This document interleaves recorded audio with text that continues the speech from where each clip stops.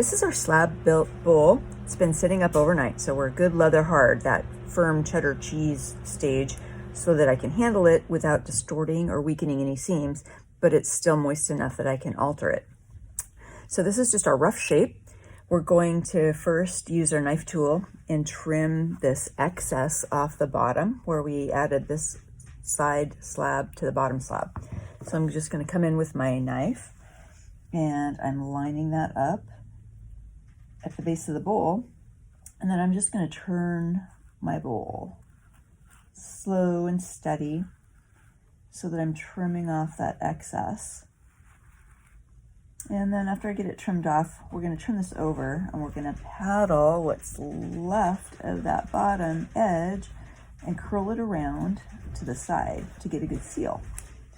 So you kind of see here, I trimmed about this much off, and you can kind of give that a look there and see. So we'll get rid of our scraps here. You can use anything to paddle. This was something from the Goodwill out of the kitchen section. So I'm going to support it with one hand on the inside and just start to paddle. I'm rounding that off. We don't want a 90-degree angle there. So we're rounding it off, but also working that bottom piece of clay up onto the top piece of clay.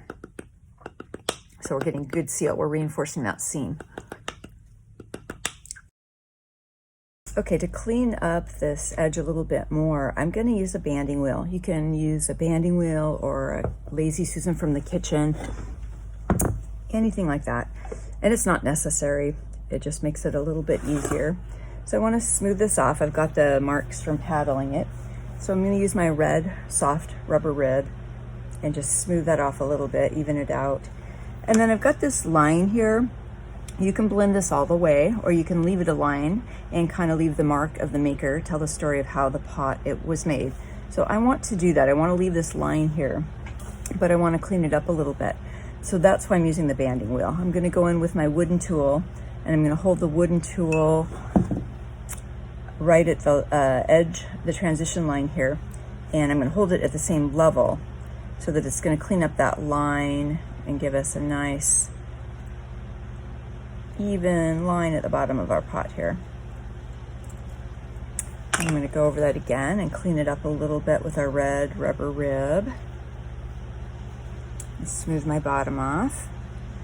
I like to smooth the bottom off to make sure that when we use it, it doesn't scratch your table.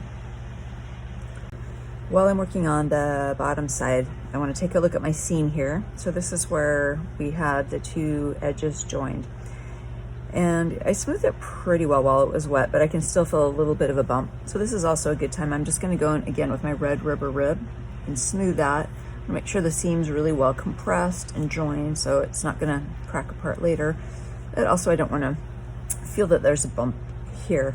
Now sometimes I actually exaggerate. I leave the seam visible and actually go in with my wooden tool and exaggerate it and maybe put something that looks like a button up here, like it's sewn or snapped together. But this time I'm going to leave the lower line but blend the side joint here in.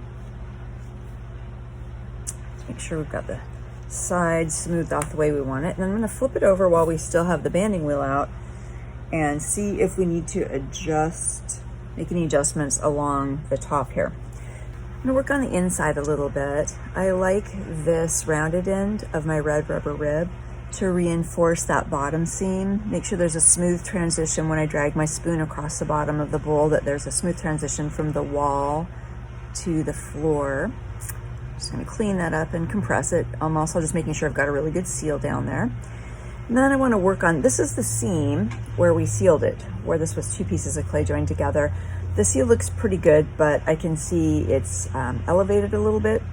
So depending on how much of a seam you have showing, you can go in with something like your serrated rib if you've got a lot sticking up, and this is going to drag off some of that elevated area, and then I can smooth it with my rubber rib. So kind of see here. I'm just bringing that down so it's all the same level so there's not such an obvious seam. And again, sometimes I leave that seam intentionally and exaggerate it and put like a button or something and show the way that the bowl was made. That can be an interesting look. So I'm using my red rubber rib and I'm compressing one last time. I'm keeping my hand supporting on the outside while I do this because I don't want to put unsupported pressure on that seam. That'll weaken the seam and can make that crack back apart in the firing process.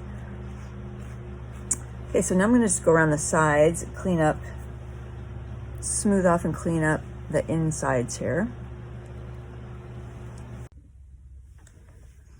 Okay, I have the inside cleaned up. Now I'm going to work on this upper edge.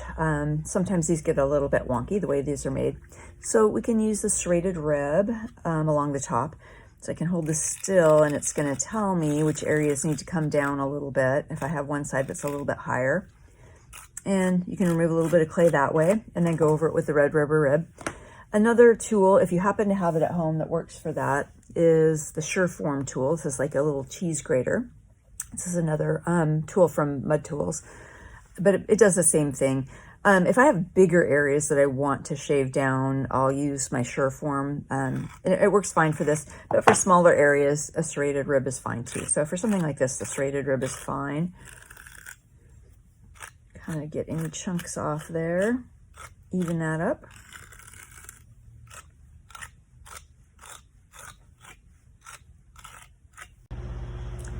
So I'm gonna line this up and go over it for one final smoothing. I make sure that I don't have any dried clay on my rib, and then I'm just gonna go over that for one final smoothing. It's not 100% perfect and round. It doesn't look like a machine made it. It looks like I made it by hand, and that's the way I want it. And this is good to go. So I could fire this up and glaze it after it's fired, or these are a nice form to practice decorating on. There's a lot of surface area. So what I'm gonna do is I've got a few of them that I used to make our demos. I'm gonna set these aside, keep them leather hard, and then I'm gonna show you a few different decorating techniques that you can use to decorate these. So if you wanna decorate yours, keep them covered, keep them at that leather hard stage, and keep your eye out for the next set of videos, which will be some decorating ideas.